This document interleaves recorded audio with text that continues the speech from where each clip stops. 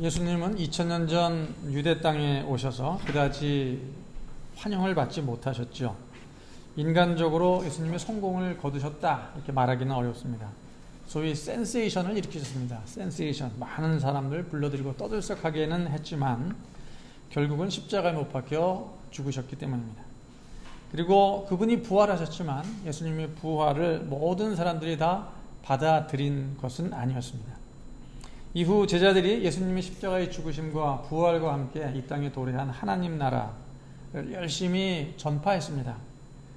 그럼에도 불구하고 유대인 절대 다수는 그 복음을 믿지 않았죠. 오히려 이방인들이 그 복음을 더 믿었습니다. 그래서 주후 90년대에 쓰여진 요한복음은 세상이 예수님을 알지 못했다. 예수님이 자기 땅, 유대 땅에 오셨지만 자기 백성이 그분을 영접하지 않았다라고 요한복음 1장에서부터 밝히고 있습니다. 예수님을 이스라엘 사람들에게, 유대인들에게 메시아라고 처음 소개했던 사람은 세례 요한이었습니다. 세례 요한은 메시아가 오면은 이렇게 해야 되겠다라고 생각한 게 있었는데 그것은 무엇이냐면 회개였습니다. 메시아가 오면 이스라엘이 가장 먼저 회개를 해야 되는 이유는 메시아 뒤에 하나님이 함께 오십니다. 이스라엘을 구원할 하나님이 함께 오시는데 메시아가 오셨을 때 뒤에 오시는 하나님을 보고 우리가 회개하지 않으면 안 된다. 하나님 앞에 회개하지 않고 하나님을 맞아들일 사람이 누가 있겠습니까? 다 회개해야 한다.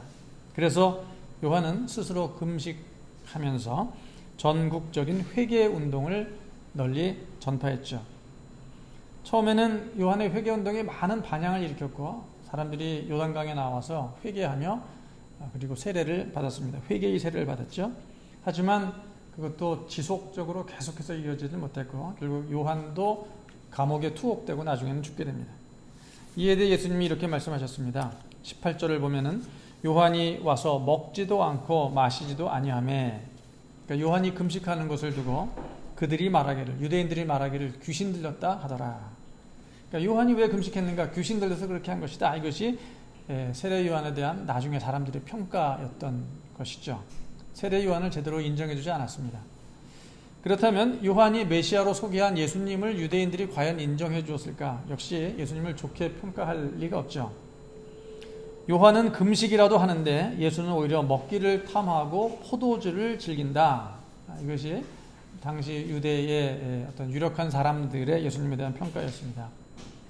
구약 신명기 21장에 의하면 술에 잠긴 아들, 그래서 부모의 말을 듣지 않는 방탕한 아들이 있다면 그를 돌로 쳐 죽여서 이스라엘의 악을 제거해야 한다라고 율법이 제시하고 있습니다. 아마 이 유대인들은 그 말씀에 비추어서 예수와 같이 술에 잠긴 자, 방탕한 자, 사람들을 미혹해 하는 거짓 메시아는 제거해야 한다, 이런 생각을 이렇게 조롱하며 말했던 것 같습니다.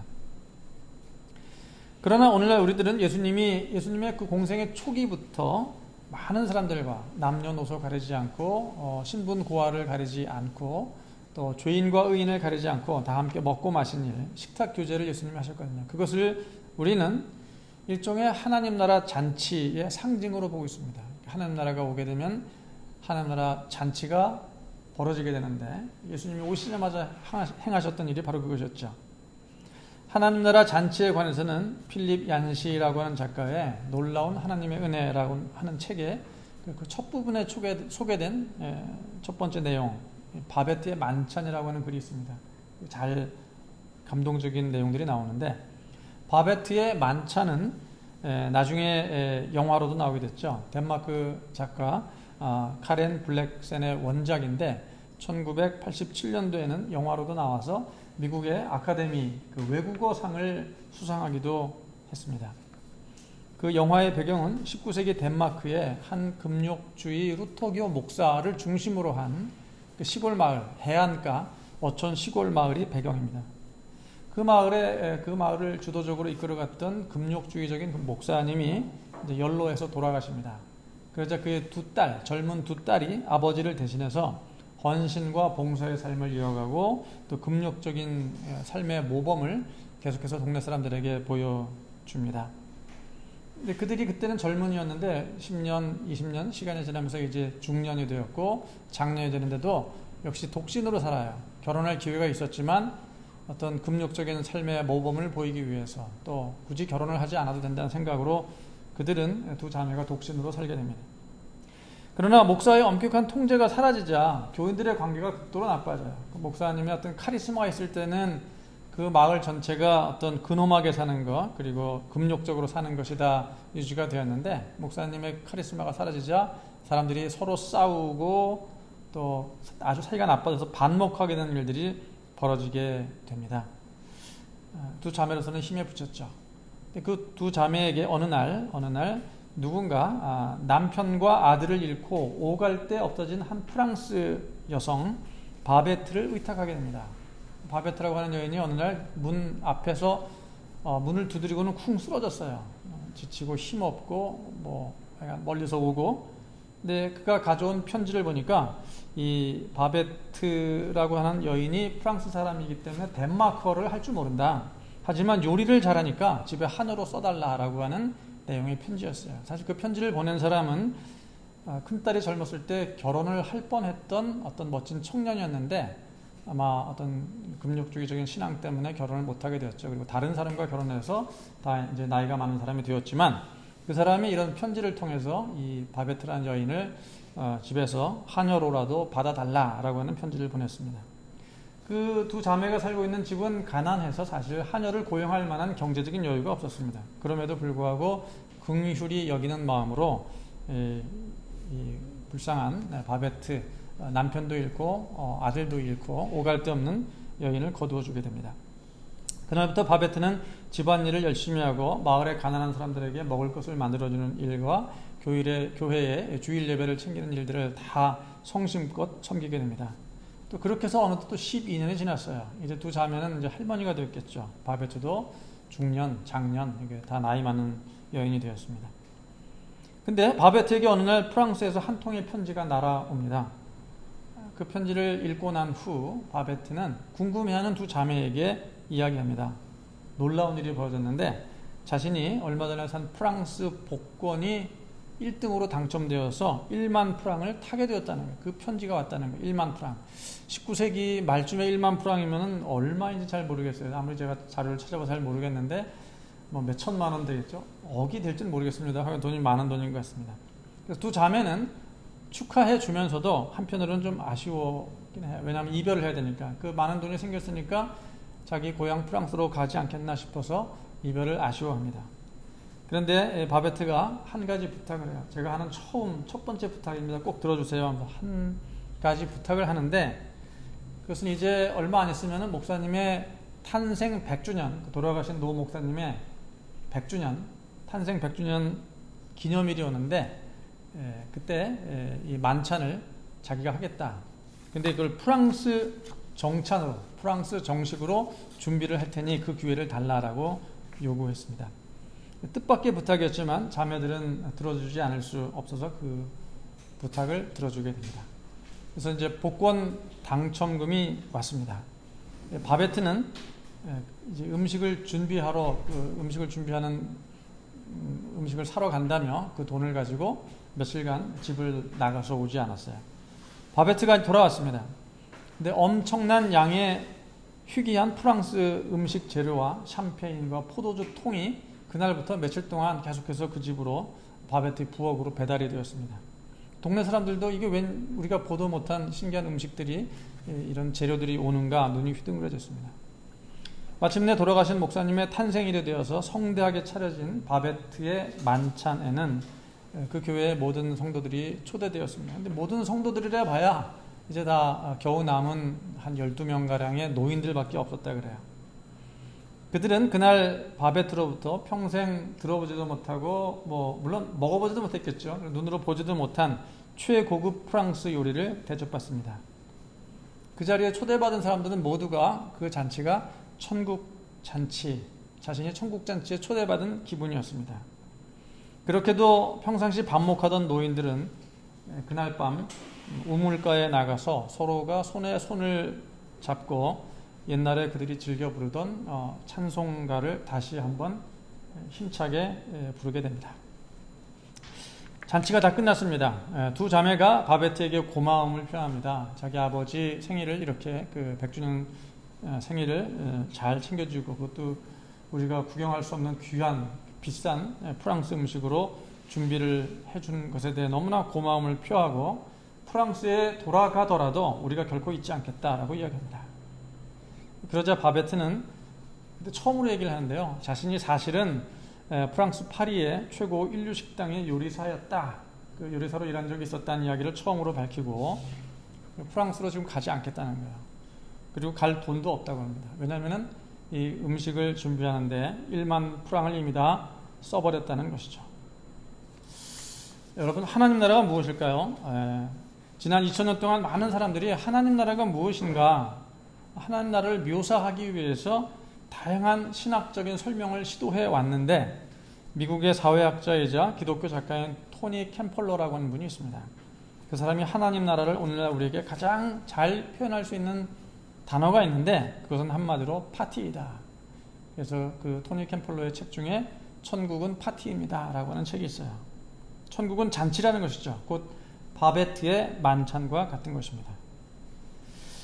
그래서 우리 교회도 비록 매주 점심 식사를 하지는 않았지만 예배 시간이 우리는 2시니까 매주 점심 식사는 하지 않았죠. 그래도 그동안 투게더 식사를 비롯해서 모든 교우와 그리고 어른 아이 할 것 없이 다 함께 모여서 먹고 마실 수 있는 기회를 자주 가지려고 노력을 했습니다. 집에서 음식을 준비해오는 포틀럭 형식을 취하기도 했었고 또 외부에서 주문하는 형식으로 두 개를 또 합쳐서 하기도 했었죠. 그러니까 성찬식을 자주 했던 이유도 성찬식이 하나님 나라 잔치를 상징하기 때문에 성찬식을 우리가 자주 했고 야외 나들이를 가거나 또 조별 모임들이 있을 때 또 생일 잔치, 매월 잔치를 할 때 뭐 성대하게 바베트의 만찬처럼 차리지는 못했어도 나름대로 먹고 마시는 것을 즐기려고 애를 썼습니다. 그리고 그것이 그냥 아무렇게나 나온 생각이 아니라 사실은 하나님 나라 잔치 신학에서 나온 것이었습니다.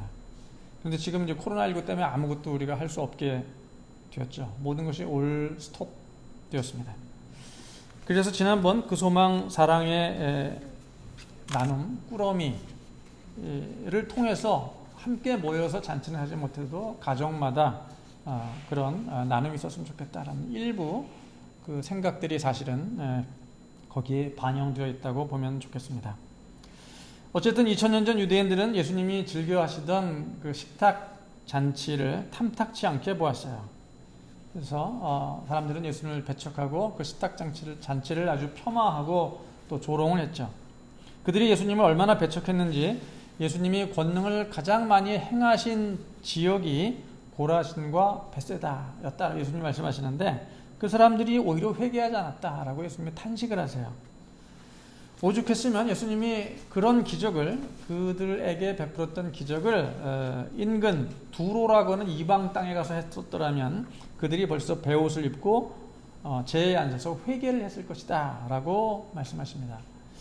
두로가 어떤 나라인가 하면 두로의 왕은 구약 에스겔에 보면 사탄으로 묘사되고 있어요. 마귀의 두목이 바로 두로의 왕입니다. 그렇다면 두로는 어떤 나라죠? 마귀의 나라, 사탄의 나라로 구약 시대에 알려져 있던 그런 나라입니다.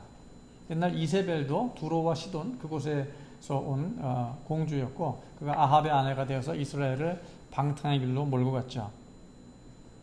말하자면 그 사탄의 나라의 백성들도 회개하고 예수님을 맞이할 판에 하나님 나라 백성인 이스라엘이 오히려 메시아로 오신 예수 그리스도를 받아들이지 않았다라고 하는 예수님의 가슴 아픈 통탄이 여기 있습니다. 예수님이 또 가버나움을 지적하세요. 가버나움은 예수님의 본부입니다. 제자들을 처음 부르신 장소가 가버나움이었고 예수님은 공생의 초기에 그곳에 본부를 차려두시고 가버나움을 중심으로 갈릴리 이곳저곳 돌아다니며 선교를 했던 바로 그곳이었습니다.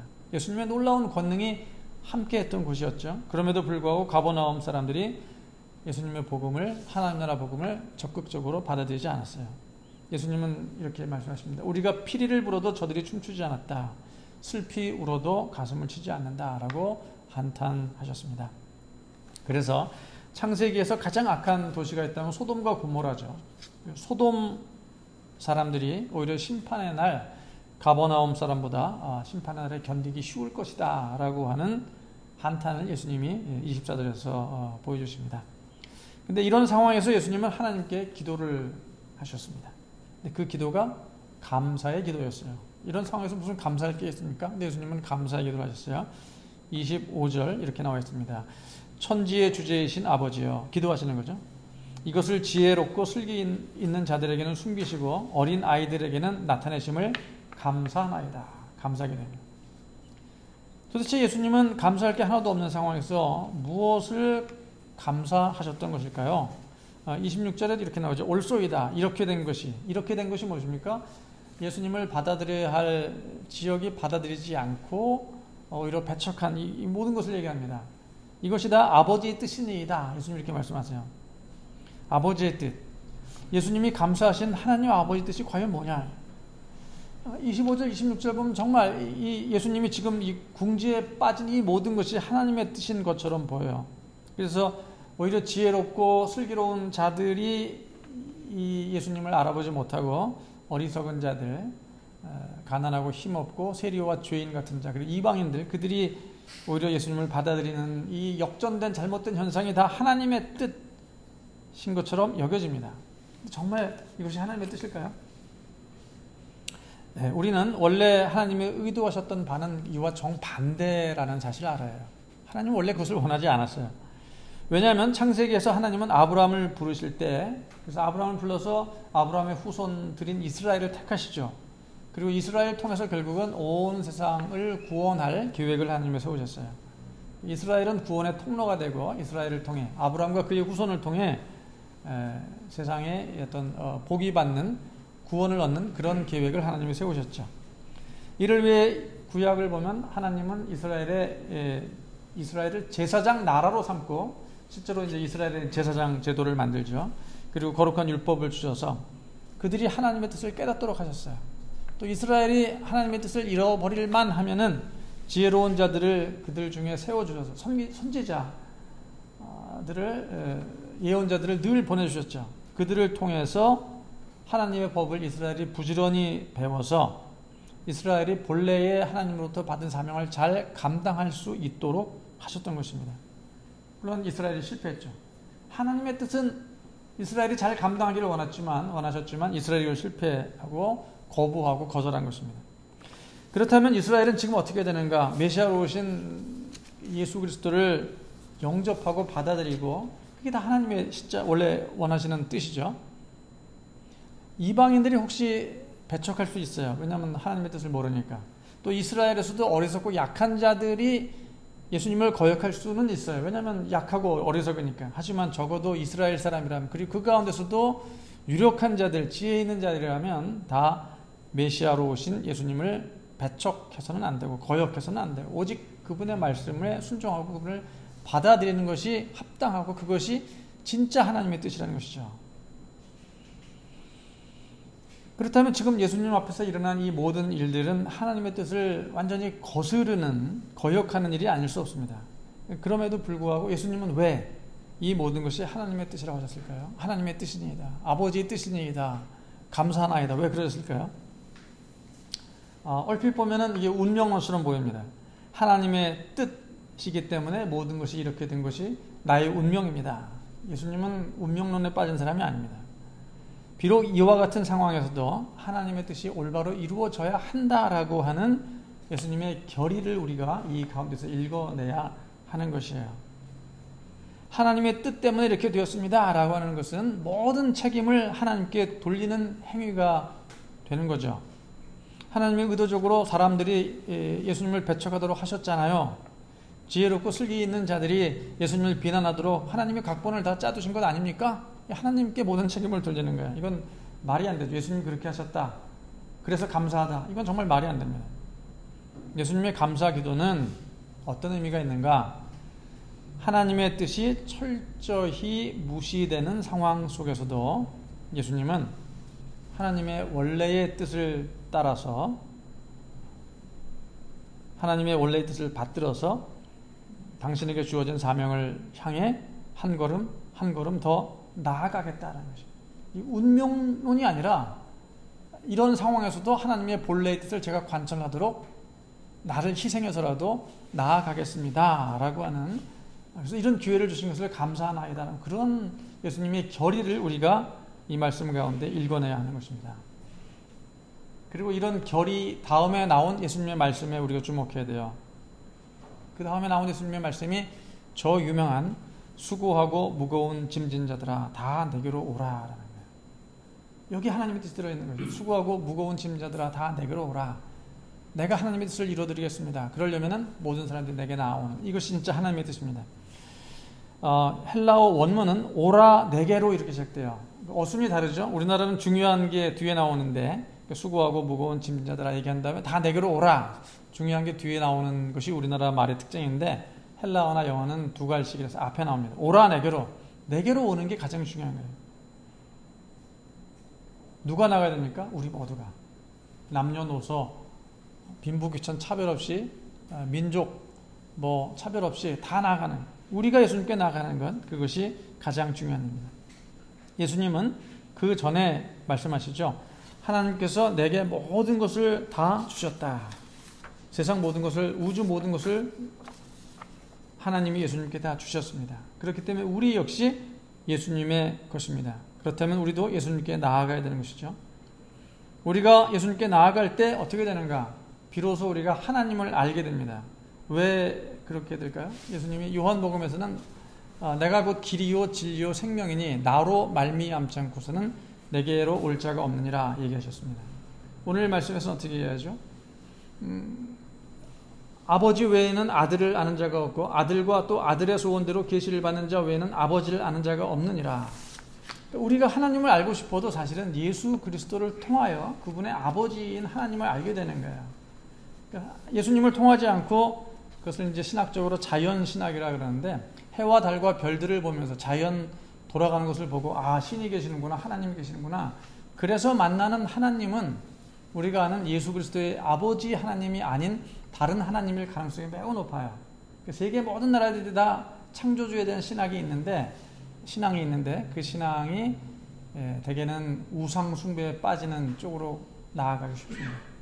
오직 예수 그리스도를 통해서만 나아갈 때 우리가 참된 하나님을 알게 되는 이유가 그분만이 오직 유일한 길과 진리와 생명 되시기 때문에 그런 것이죠. 그때 비로소 우리가 하나님을 올바로 알게 됩니다. 왜냐하면 하나님을 아는 자가 예수님 외에는 없기 때문입니다. 우리가 그렇게 예수님께 나아가면은 어떤 일이 벌어집니까? 하나님께서 우리에게 쉼을 주세요. 다 내게로 오라. 내가 너희를 쉬게 하리라. 하나님이 예수님을 통해서 우리에게 쉼을 주십니다. 그 쉼이라고 하는 말은 위로부터 내려오는 안식이라는 뜻입니다. 쉼이란 말이 아나파우시스라고 하는 말을 쓰는데, 아나라고 하는 전치사는 위에서 아래로 하는 뜻입니다. 위에서 아래로 내려오는 파우시스는 쉼입니다. 쉼, 안식, 평강, 구원을 말합니다. 그냥 다른 데서 세상에서 나오는 그런 안식이 아니라 하늘로부터 내려오는 하나님의 안식과 평안과 쉼을 우리가 예수님께 나아갈 때 얻게 된다. 그것이 곧 구원인 것이죠. 그리고 그것이 바로 하나님의 뜻이라는 것이에요. 이스라엘이 예수님을 배척하는 것이 하나님의 뜻이 아닙니다. 지혜롭고 슬기로운 자들이 예수님을 거부하는 것이 하나님의 뜻도 아닙니다. 하나님의 뜻은 무엇일까요? 오직 우리가 예수님께 나아가는 것. 그래서 하나님을 알게 되고 하늘로부터 내려오는 쉼을 얻게 되는 것. 이것이 하나님의 원래의 뜻이라고 하는 것이고, 이 일을 위해서 예수님은 감사하나이다. 제가 그 일을 감당하겠습니다. 결국 십자가의 죽으심을 통해, 부활을 통해 그 일을 잘 감당해내셨죠. 세상이 요즘 아주 많이 힘들죠. 우리도 지쳐 있습니다. 다 같이 예수님께 나아가서 하나님께서 위로부터 내려주시는 쉼, 평안, 참된 안식과 구원, 우리 모두 누릴 수 있는 구소망교의 모든 교우들이 될 수 있기를 바랍니다. 다 같이 응답의 찬송을 할까요? 539